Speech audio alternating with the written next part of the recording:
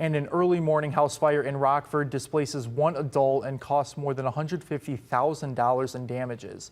The Rockford Fire Department responded after midnight today to the 600 block of Amphitheater Drive. Heavy smoke and flames were coming from a two-story condo complex. The fire was contained to a single unit. No people or firefighters were injured. The cause is accidental and under investigation.